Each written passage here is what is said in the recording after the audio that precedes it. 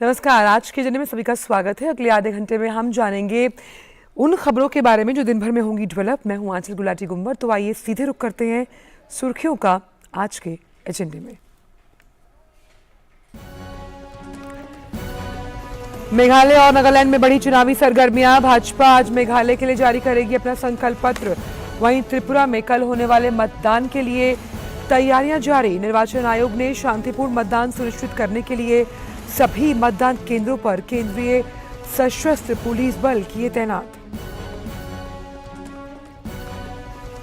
Asia का सबसे बड़ा एरो शो बेंगलुरु में है जारी। रक्षा मंत्री की अध्यक्षता में आज साक्षी बंधन समारोह में विभिन्न भारतीय और विदेशी कंपनियों के बीच करीब 75,000 करोड़ रुपए मूल्य के 251 समझौते होने की उम्मीद। वहीं वार्षिक रक्षा नवाचार कार्यक्रम मंथन में विभिन्न स्टार्टअप्स के साथ रक्षा क्षेत्र में विकास पर होगी चर्चा।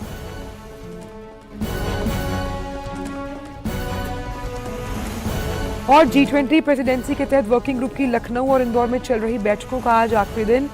डिजिटल इकोनॉमी और कृषि से जुड़े तमाम पहलुओं पर आज होंगे कई अहम सत्र।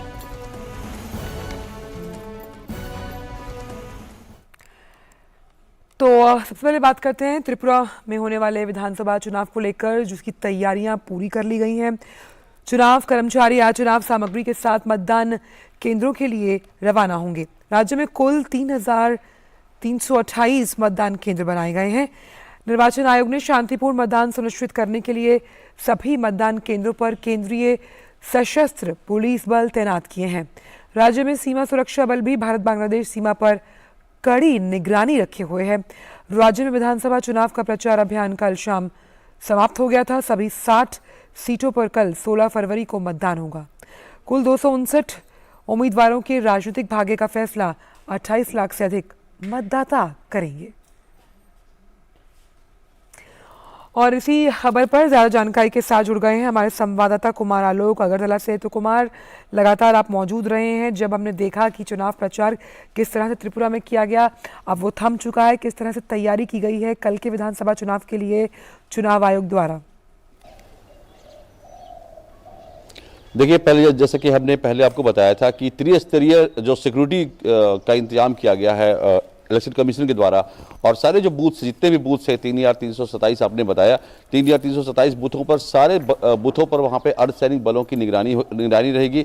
इसके अलावा फिर स्टेट की जो फोर्सेस है वो रहेंगे, वो मतदान केंद्र के बाहर रहेंगे। इसके अलावा जो घटनाएं सामने आती हैं कि घरों से निकलने नहीं दिया जाता है मतदाताओं को, तो उनके लिए भी सुरक्षा के इंतजाम पुख्ता करने की चुनाव आयोग ने यहाँ पर लोगों को दी है कि आप निश्चिंत रहें, भयमुक्त वातावरण और हिंसा रहित वातावरण में चुनाव होगा। और इसके लिए पूरी जो तैयारियां हैं, अगर हम बॉर्डर की बात करें तो बॉर्डर फेंसिंग में जहां भी जो भी बांग्लादेश से लगती हुई सीमाएं हैं, लगभग 70% से अधिक जो त्रिपुरा की सीमा है, अगर मिजोरम और असम को छोड़ दें तो बाकी सीमाएं जो है बांग्लादेश से लगती हैं, तो वहां पे भी सीमाओं को सील कर दिया गया है। और जो स्पेशल 134 जो वोटर्स हैं जो फेंसिंग के दूसरी तरफ रहते हैं, उनके लिए भी सारे इंतजाम कि वो अपना वोट फेंसिंग से पार आकर के वोट कर सके, उनके लिए भी चुनाव आयोग ने इंतजाम किए हैं। और बीएसएफ को इसकी सूचना दी है कि अगर वो अगर चुनाव मतदान करने अगर आते हैं तो उनको एक स्पेशल लिस्ट दिया गया, स्पेशल उनको एक उसे कहे कि मतदाता पहचान पत्र उनको दिया गया, स्पेशल मतदाता पहचान पत्र दिया गया है कि वो भी अपने वोट का इस्तेमाल कर सके। लेकिन इसके बीच एक बड़ी खबर मैं आपको बता रहा हूं कि त्रिपुरा की राजनीति में बिल्कुल हलचल मचा दिया है। और वो खबर ये है कि टिपरा मोथा जो पार्टी है, जिसके बारे में कहा जा रहा है कि आदिवासियों की ये पार्टी है, और खासकर जो 20 आदिवासी बहुल्य जो सीटें हैं, जो रिजर्व हैं, और उन पर टिपरा मोथा अच्छी खासी वो पकड़ रख रही थी। और पिछले जो पर्वतीय काउंसिल के चुनाव हुए थे उसमें से 18 सीटें जीतकर टिपरा मोथा ने सबको चौंका दिया था।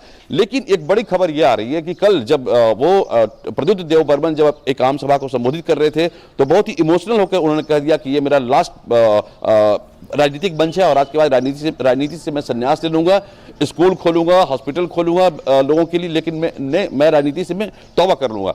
तो ये एक ऐसी खबर आई है जिससे कि अभी चुनाव होने में 24 घंटे रह गए हैं और एक प्रद्युत देव बर्मन जो मास्टरमाइंड हैं उस पार्टी के हेड हैं, जो राजा यहाँ के थे उनके वो पोते हैं। और ये जो खबर आई है आज की जो खबरें हैं, आज की जो पेपर्स है, न्यूज़पेपर्स है, उसमें हेडलाइन बन के ये खबर छपी है।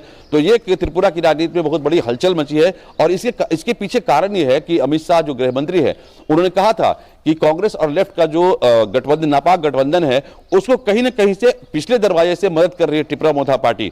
एक तो ये, दूसरी चीज ये हुई कि परसों जब प्रद्युत देव बर्मन जो टिपरा मोथा पार्टी के हेड है, उन्होंने लेफ्ट और कांग्रेस के मंच पर जाकर के लेफ्ट समर्थित इंडिपेंडेंट कैंडिडेट को जो रामनगर से खड़े हैं वहां पर उन्होंने खुलेआम उनकी घोषणा कर दी, उनके समर्थन की घोषणा कर दी। उसके बाद से उनकी पार्टी में, टिपरा मोथा पार्टी में एक असहज स्थिति हो गई थी, विद्रोह हुआ था टिपरा मोथा पार्टी के अंदर कि आपने क्यों जाकर वहां पर लेफ्ट और कांग्रेस के कैंडिडेट को सपोर्ट किया। तो ये एक बड़ी खबर है और ये इस खबर की पुष्टि भी हुई है, काफी सारे जो लोकल चैनल्स है वो भी चला रहे हैं। लेकिन अगर हम सियासी, यहाँ की जो आम अखबार है, आप जो खबर बता रहे हैं वो राजनीतिक लिहाज से बेहद अहम है, लेकिन इससे सियासी समीकरण किस तरह से बदलते हुए नजर आएंगे? क्योंकि आप लगातार त्रिपुरा से इन विधानसभा चुनावों को लेकर रिपोर्टिंग कर रहे हैं, आपने वहाँ स्थानीय लोगों से भी बात की है, सियासी समीकरण कैसे बदलेंगे? देखिए, सियासी समीकरण अगर हम भाजपा की बात करें तो भारतीय जनता पार्टी सिर्फ विकास और विकास को लेकर के बात कर रही है। और अगर आपने मेरा जो स्टोरी ट्रैवलॉग देखा होगा, मैं जब पैसेंजर ट्रेन में यात्रा कर रहा था, मुझे नहीं पता था कि कौन सा जो वोटर है या कौन सा मतदाता है जो बीजेपी का समर्थक है और कौन सा मतदाता लेफ्ट का समर्थक है। लेकिन उसमें काफी लोगों से जब हमारी बात हुई और वो ऑन एयर भी हुआ है, तो उसमें उन लोगों ने यही कहा कि 5 साल जो भारतीय जनता पार्टी की सरकार रही है यहाँ पर, उसमें तो 2 साल तो कोविड में चले गए। कोविड के चलते विकास की जो प्रक्रिया थी उसको कोई भी सरकार पूरा नहीं कर सकती, क्योंकि कोविड का ऐसा पेंडेमिक हमारे देश में आया था। लेकिन इन 3 सालों में जो विकास की प्रक्रिया या विकास की जो बातें की गई या विकास को जो मूर्त रूप दिया गया, वो अपने आप में बेमिसाल है। तो ये मैं नहीं कह रहा था, ये जो पैसेंजर्स थे वो कह रहे थे। तो बीजेपी विकास को लेकर के यहाँ पर जनता के बीच गई है और जनता से उन्होंने विकास का मेहनताना मांगा है। अब लेफ्ट और कांग्रेस जो एक दूसरे के जानी दुश्मन थे, अब वो दोनों एक मंच पर आए हैं। पॉलिटिकली दिल्ली से तो ये हो गया कि आपने अलायंस कर लिया, लेकिन जमीनी हकीकत क्या है? जो ग्रास रूट में जितने कार्यकर्ता मारे गए या जितने कार्यकर्ता हताहत हुए लेफ्ट और कांग्रेस की भिड़ंत में, तो क्या वो कार्यकर्ता भी आपके साथ, जो आपका जो गठबंधन हुआ है उसके साथ वो सहमत हैं या नहीं, ये तो कल ही बताएगा जब मतदाता। अच्छा, एक बात और भी तो है ना कुमार, की राजनीति में बहुत देर तक किसी को दुश्मन नहीं बनाया जा सकता।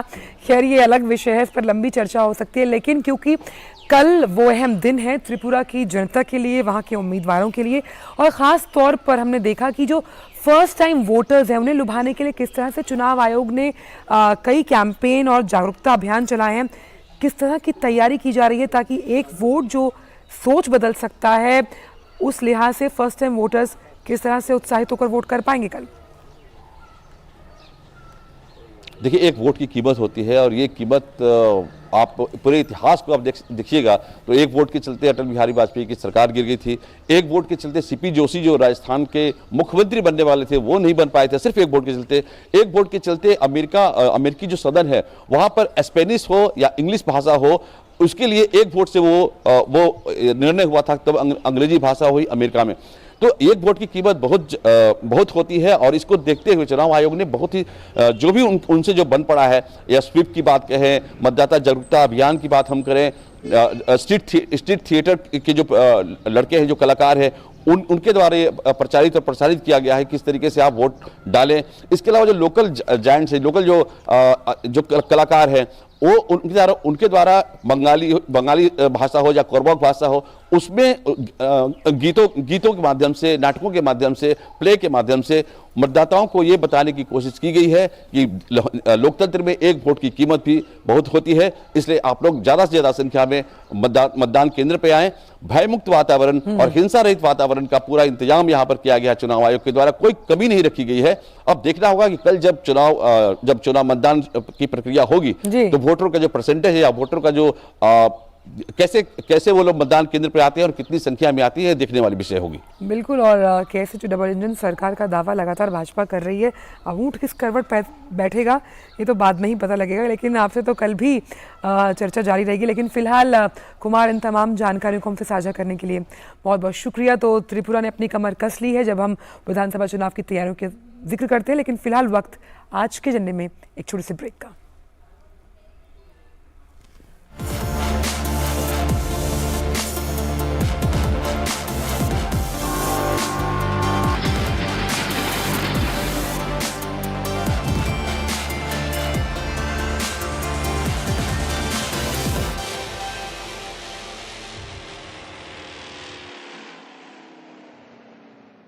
मैंने सुना है कि तुम्हें अंग्रेजी के अलावा और भी बहुत भाषाएं आती हैं। ले अरबी, ले अंग्ले, ले हिंदुस्तानी, ले उर्दू, ले तुर्क। I must say, Yazimullah, you're a very handsome and charming man. तुम्हें मेरे लिए लंदन जाना होगा। I'm representing Peshwa Nana Sahib. ये कोर्ट है, यहाँ कस्टम्स एंड ट्रेडिशंस नहीं, सिर्फ लॉ मैटर करता है। फिर तो ये पूरा लॉ ही गलत है। कि अगर हम सब हिंदुस्तानी एक हो जाए तो मुट्ठी भर अंग्रेजों को अपनी धरती से खदेड़ सकते हैं। मैं चुप नहीं बैठूंगा।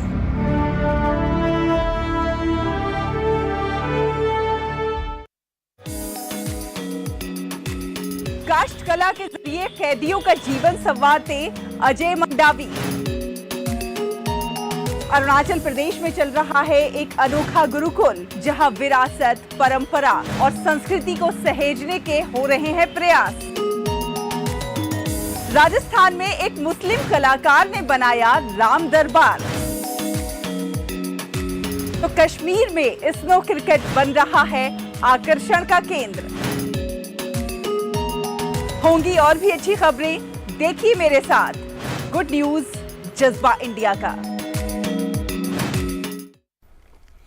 ब्रेक के बाद आज के एजेंडे में सभी का स्वागत। और अब बात करते हैं मेघालय विधानसभा चुनाव से जुड़ी हुई, जिसके लिए भारतीय जनता पार्टी आज अपना घोषणा पत्र जारी करेगी। भाजपा अध्यक्ष जेपी नड्डा पार्टी का घोषणा पत्र जारी करेंगे। राज्य में 27 फरवरी को मतदान होना है। राज्य में कुल 21,61,000 मतदाता हैं। इनमें से 81,000 से अधिक 18 से 19 वर्ष आयु वर्ग के हैं। मेघालय में विधानसभा की 60 सीटों के लिए हो रहे चुनाव में कुल 13 राजनीतिक दल भाग ले रहे हैं। इनमें राष्ट्रीय स्तर के 4 दल भी शामिल हैं। चुनावी मैदान में सर्वाधिक उम्मीदवार Bharatiya Janata party, Congress, national people's party और तृणमूल कांग्रेस के हैं। भारतीय जनता पार्टी और कांग्रेस सभी 60 सीटों पर चुनाव लड़ रही है, जबकि तृणमूल कांग्रेस ने 56 उम्मीदवारों को मैदान में उतारा। मुख्यमंत्री कॉनरेड के संगमा के अगुवाई वाली नेशनल पीपल्स पार्टी ने 57 उम्मीदवार मैदान में उतारे हैं। और इसी बड़ी खबर पर हमारे साथ हमारे संवाददाता विशाल बैरिस्टो शिलोंग से जुड़ गए हैं। विशाल, गुड मॉर्निंग आपको। हमने आपकी रिपोर्ट देखी जिसमें आपने दिखाया कि कैसे जब चुनावों की बात आती है तो संगीत का जिक्र भी होता है, क्योंकि वो कहीं ना कहीं मेघालय की आत्मा है। लेकिन घोषणा पत्र की अगर मैं बात करूं, क्या कुछ अहम पॉइंटर्स हो सकते हैं जनता के लिए आज के घोषणा पत्र में जब इसे जारी किया जाएगा? अच्छा, सुप्रभात आपको। मैं बता दूं, अभी 11 बजे के आसपास जो राष्ट्रीय अध्यक्ष है जेपी नड्डा, वो बीजेपी का घोषणा पत्र जारी करेंगे। और कल उन्होंने एक रैली की थी और उन्होंने कहा था कि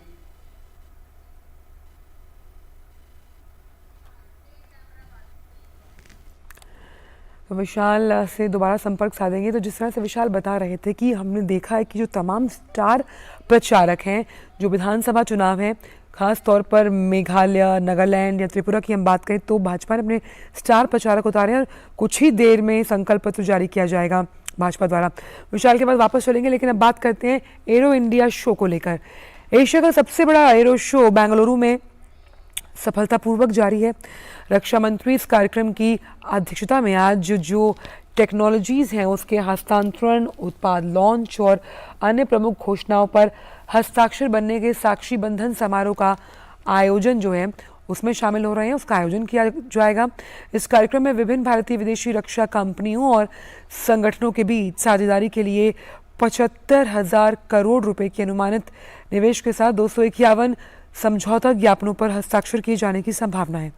इसके साथ ही आज वार्षिक रक्षा नवाचार कार्यक्रम मंथन का भी आयोजन होगा। इनोवेशंस फॉर डिफेंस एक्सीलेंस द्वारा आयोजित किया जा रहा मंथन प्लेटफॉर्म प्रमुख इनोवेटर्स, स्टार्टअप्स, एमएसएमई, इंक्यूबेटर्स, शिक्षाविदों और रक्षा के साथ साथ एरोस्पेस में परिस्थिति से जुड़े तंत्र के निवेशकों को एक मंच पर लाएगा। रक्षा मंत्री इस कार्यक्रम की अध्यक्षता करेंगे।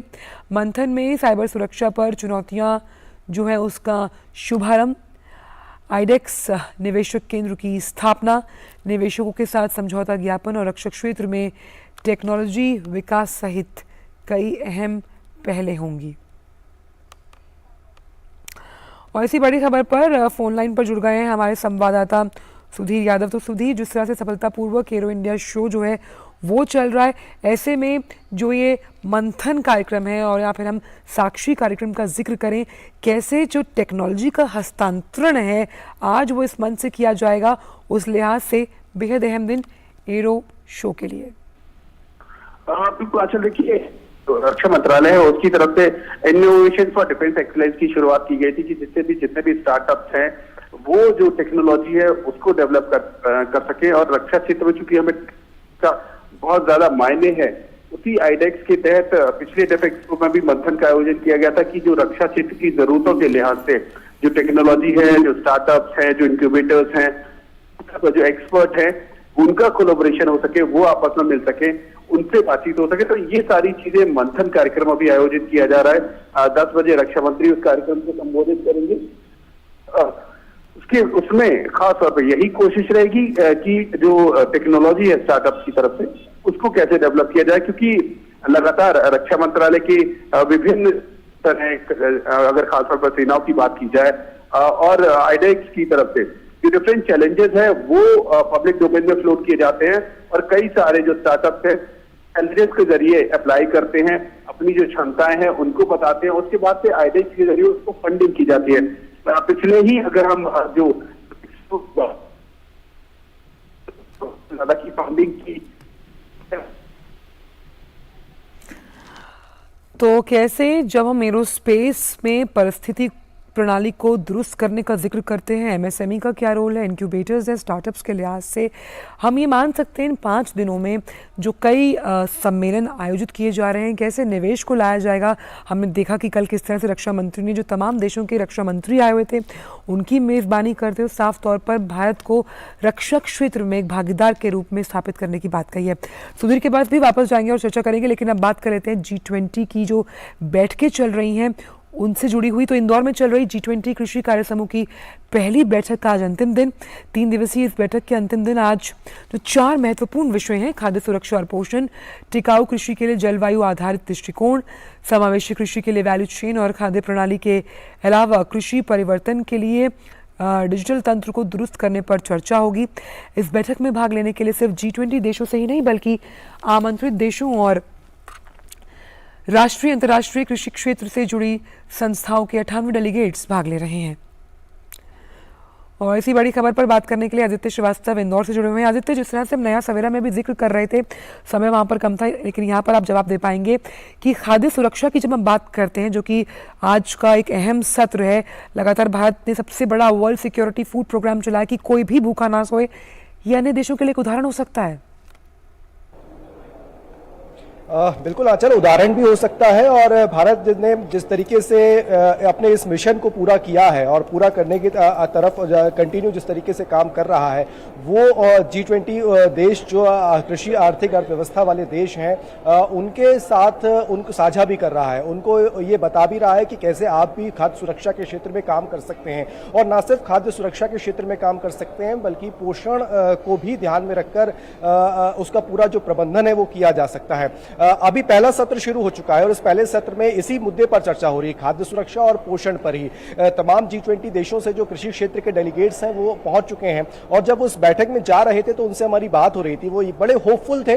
उनको एक उम्मीद है कि आज जो 4 विषय इस पूरी बैठक में आचल चर्चा होने हैं और जो पहली जो आप बात कर रही हैं खाद्य सुरक्षा और पोषण की, उसको लेकर वो ये चाहते हैं कि एक ब्रिज बने इन तमाम G20 देशों के बीच में, क्योंकि जो नवाचार अपना रहे हैं, हैं तमाम देश, या जिस तरीके से अच्छे प्रबंधन के साथ खाद्य सुरक्षा को सुनिश्चित किया है, जैसे भारत ने किया है या कुछ और विकसित देशों ने किया है जो इस G20 देशों में शामिल हैं, उनके साथ देखा जाए तो आपस में साझा करते हुए उन प्रयासों को, उस प्रबंधन को समझते हुए ये सेतु के तौर पर ये जो प्लेटफॉर्म है ये बने। आंचल 3 दिन की ये बैठक का आज आखिरी दिन है और आखिरी दिन उन तमाम कृषि की संभावनाओं पे, कृषि के भविष्य को लेकर बहुत गंभीरता से चर्चा होगी और ये तय करेगा आज का दिन कि किस तरीके से आगामी जो बैठकें होनी है कृषि कार्य समूह की, वो उसका टोन क्या होगा, वो किस दिशा की तरफ हम आगे बढ़ेंगी, क्योंकि जिन विषयों को इस बैठक में शामिल किया गया, अब उसके बाद अगली बैठकें जो होंगी वो कुछ और अलग महत्वपूर्ण विषय पर होंगी। लेकिन आधुनिक कृषि की तरफ कैसे बढ़ना है, डिजिटल कृषि की तरफ, कृषि में डिजिटलाइजेशन किस तरीके से स्वीकार करना है, इन तमाम क्षेत्रों पर भी चर्चा बहुत महत्वपूर्ण है। क्योंकि हम यहाँ पर कैसे डिजिटल व्यवस्था को मजबूत करेंगे ताकि ये जो पूरा सेक्टर है, जब हम कृषि की बात करते हैं, इसमें जो अलाइड सेक्टर्स है उसमें भी असीम संभावनाएं हैं, जिसका जिक्र हम कर रहे थे आदित्य, जिसमें हम मत्स्य पालन की बात करते हैं, पशुपालन की बात करते हैं, मधुमक्खी पालन की बात करते हैं। वहाँ पर डिजिटल जो तंत्र है उसे मजबूत करना बेहद अहम, ताकि वहाँ से भी निवेश आए और रोजगार के तो मोर्चे वहाँ से खुलेंगे ही। देखिए, भारत अलग अलग संभावनाओं पे काम कर रहा है पिछले 7-8 सालों से। पारंपरिक खेती से बाहर कैसे निकला जाए, किसान की आय दोगुनी कैसे की जाए, ये 2 बहुत महत्वपूर्ण विषय रहे हैं, और एक प्राकृतिक खेती की तरफ कैसे बढ़ा जाए। इन तमाम 3 एजेंडों पर भारत बहुत गंभीरता से इस पर काम कर रहा है। प्रधानमंत्री का फोकस बहुत क्लियर है कि हमें प्राकृतिक खेती की तरफ बढ़ना है, किसान की आय दोगुनी करनी है। लिहाजा पशुपालन, मत्स्य पालन के सेक्टर्स में जिसमें आज़ादी के बाद से कई साल तक काम नहीं हुआ, लेकिन अब अगर देखा जाए देश आजादी का अमृत महोत्सव मना रहा है और इस आजादी के अमृत महोत्सव में भारत को G20 की प्रेसिडेंसी मिली है, तब भारत ये विजन के साथ आगे बढ़ रहा है कि अब हमें उन तमाम चीजों पर काम करना है जिन पर अब तक नहीं हुआ था।